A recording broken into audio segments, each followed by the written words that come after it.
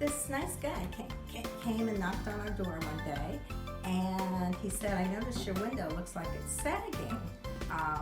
Would you like me to stop by? Would you like me to have someone stop by and give you an estimate? Yes, John, the owner of the company, the Men with Tools, was fantastic. He came by, he was nice, he answered all of our questions. There was no high pressure sales or anything else. His team was so perfect.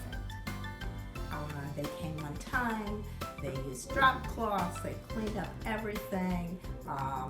Even when John was away for a couple hours, they continued to work.